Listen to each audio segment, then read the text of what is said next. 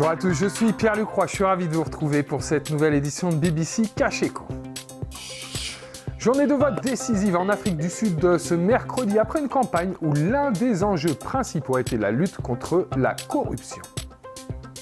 Pour une grande majorité, on en a tous besoin, je veux parler du travail, mais parfois il peut être mauvais pour la santé.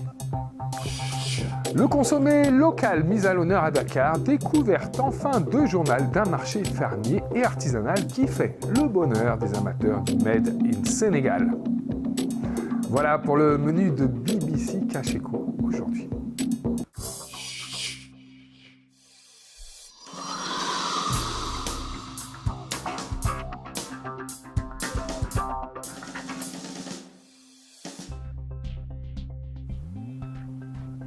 Il y a plus d'un an, le président sud-africain Jacob Zuma démissionnait, chassé par de nombreux scandales de corruption. Aujourd'hui, le sujet continue d'être au cœur des préoccupations. Selon une étude, 84% des Sud-Africains pensent que leur gouvernement est à la solde d'intérêts étrangers plutôt qu'au service du peuple. La corruption semble toucher le continent tout entier. Seulement 5 pays africains ont un indice de perception de la corruption qui dépasse la barre des 50%. On estime à 148 milliards de dollars le coût qui serait drainé hors du continent. Ce chiffre ne vous parle pas? Eh bien, c'est environ un quart du PIB de l'Afrique. La situation ne semble pas s'améliorer. La majorité des Africains affirment que la corruption a légèrement ou beaucoup augmenté par rapport à l'année précédente. Et la lutte contre la corruption, justement, c'est l'un des principaux enjeux de ces élections sud-africaines, comme nous l'explique notre correspondante à Johannesburg, Valérie Hirsch. Sauf surprise de taille, le président Cyril Ramaphosa va être reconduit par le Parlement au terme de ces élections législatives.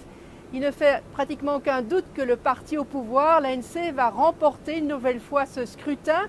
Mais le parti va perdre des voix car son image est très écornée 25 ans après la fin de l'apartheid, surtout par l'ampleur de la corruption. On l'a vu notamment avec les coupures d'électricité qui ont repris en février, qui sont un des symptômes de cette énorme corruption. La compagnie d'électricité n'a plus d'argent à cause de tous les détournements d'argent et la mauvaise gestion. Par ailleurs, l'économie va mal, le chômage atteint 27%, pour les jeunes il atteint même 50%. Donc on s'attend à ce que le parti au pouvoir perde des plumes dans ces élections. En 2014, il avait obtenu 62% des voix et selon les sondages, il perdrait entre 2 et 13% des voix cette fois-ci. Un sondage évoque même la possibilité d'une défaite.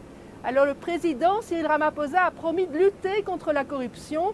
Et beaucoup veulent lui faire confiance, notamment les milieux d'affaires. Certains préféraient une ANC forte et un président fort qui puisse remettre le pays sur ses rails.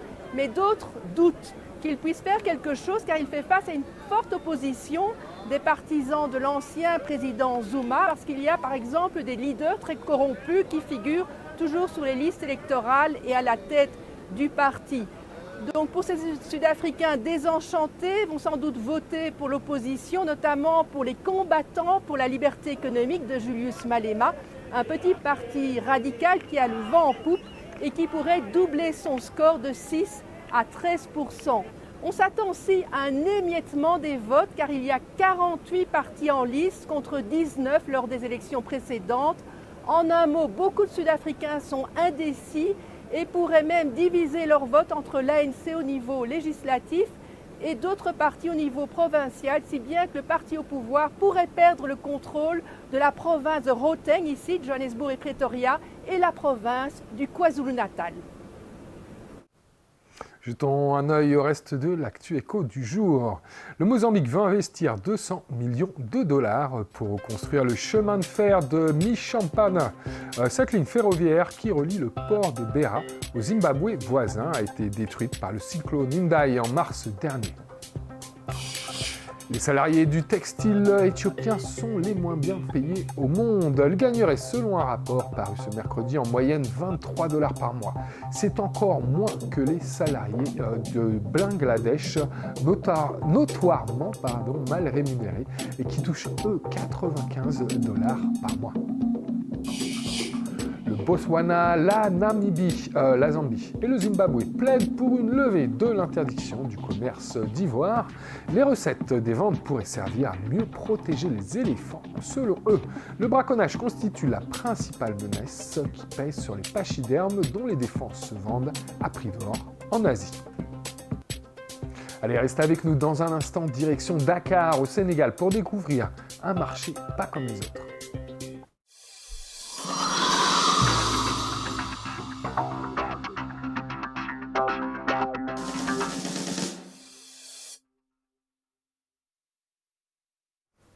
Vous regardez Cash Éco, l'actualité économique qui vous intéresse. Alors, on entend souvent dire que le travail, c'est la santé, mais il peut également vous nuire. Selon une récente étude aux États-Unis, environ 61% des travailleurs américains pensent que le stress engendré par leur travail les rend malades.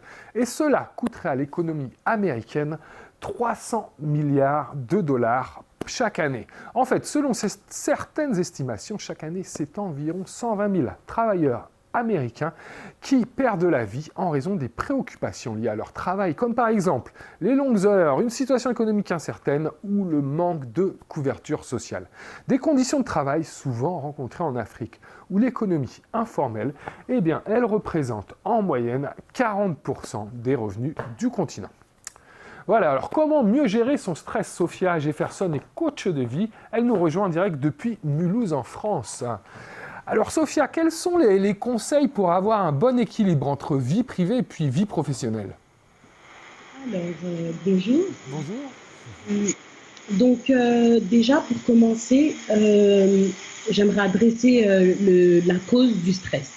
Donc, les travailleurs sont en général stressés parce qu'ils n'arrivent pas à accomplir les tâches qu'ils aimeraient donc accomplir dans leur vie privée.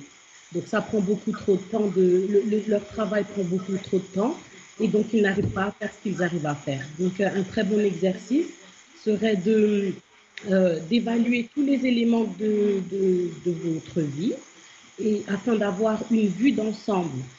Ensuite, de comparer ces éléments-là à vos aspirations et à vos objectifs. Et ensuite d'éliminer tout ce qui n'aide pas à accomplir tous vos objectifs. Une autre chose serait donc d'organiser votre temps, vos journées en fonction de vos priorités et de vous assurer d'y incorporer du temps pour vous. Donc une meilleure organisation, mais on voit il y a beaucoup, le burn-out, et je dirais pas que c'est à la mode, mais ça revient, il y a beaucoup plus de plus en plus de gens qui en souffrent. Alors comment on peut le déceler et puis quels sont les conseils encore une fois pour l'éviter? Alors tout d'abord, l'équilibre commence avec vous. Il faut prendre le temps de vous occuper de vous, de vous occuper de votre santé physique, votre santé mentale et de votre esprit. Donc, des bonnes choses à faire seraient de méditer, de passer du temps à faire des activités qui vous plaisent et de se reposer. Surtout, c'est très, très important de bien dormir et pour être en forme, quoi. Les signes de burn-out sont les troubles du sommeil, les troubles de mémoire, l'angoisse constante. Quand vous voyez que vous commencez à perdre vue de vos objectifs, que vous fonctionnez en pilote automatique, là, il faut commencer à se poser des questions. D'accord, merci Sophia, merci pour toutes ces informations, merci à toi. Nous avons exploré la toile pour vous et voici notre sélection. Un véritable trou dans la caisse. Les ventes des biens de Yahya Jammeh ne suffiront pas à combler l'argent qu'il aurait détourné pendant son règne. Nous rapporte Africa Radio. L'ex-président gambien est accusé d'avoir détourné quelques 360 millions de dollars. Capital revient sur les déboires financiers de Donald Trump. Avant d'être élu président des États-Unis, il aurait perdu, tenez-vous bien, plus d'1 milliard de dollars en une décennie et n'aurait pas, par conséquence, payé d'impôts sur le revenu pendant cette période. Et enfin, France Info titre sur l'incroyable remontada de Liverpool qui s'est qualifié pour la finale de la Ligue des Champions face au Barça ce mardi. Les Reds qui se rapprochent donc du trophée UEFA et des 5 millions de dollars de récompense. Allez, je vous emmène au Sénégal, au Dakar Farmer Market, un marché agricole et artisanal qui se tient tous les premiers samedis du mois. Regardez ce reportage d'Alassane Dia.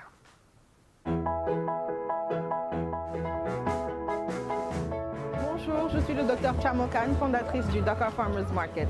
Je suis sénégalaise américaine et aux États-Unis, il y a ce concept de Farmers Market que j'adore et que j'ai voulu recréer ici au Sénégal, mais surtout parce que je valorise beaucoup ce qui se fait localement. On a énormément de talent et de potentiel et donc c'était dans le but de soutenir cette économie locale et ces entrepreneurs qui font des choses extraordinaires avec nos produits. C'est parti d'un problème personnel. J'avais des problèmes de peau, d'acné sévère et j'ai eu à consulter divers spécialistes pour éradiquer ce problème à l'adolescence. Et j'ai toujours été sensible aux produits naturels et progressivement à l'âge adulte, j'ai eu envie de lancer ma propre marque.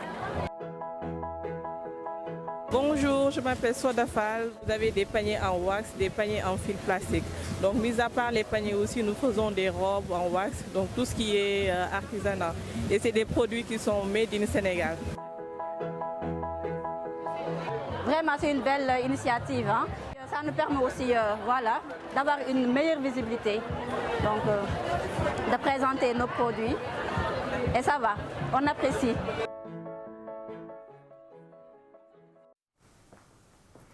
Et regardez à présent ces images impressionnantes qui nous viennent d'Australie. La ville de Mildura, dans l'état du Victoria, a été balayée par une gigantesque tempête de sable, plongeant les habitants dans le noir. Heureusement que cela n'a duré qu'une heure. Allez, on passe à la citation du jour. Elle nous vient de l'homme d'affaires américain William Clement Stone. Peu importe qui vous êtes ou qui vous avez été, vous pouvez être qui vous voulez. Je répète, peu importe qui vous êtes ou qui vous avez été, vous pouvez être qui vous voulez. Voilà, je vous rappelle la principale information du jour. Les Sud-Africains sont appelés aux urnes ce mercredi pour des élections générales. La lutte contre la corruption est l'un des principaux enjeux du scrutin. Voilà, c'est la fin de BBC Cash Echo. Merci de nous avoir suivis.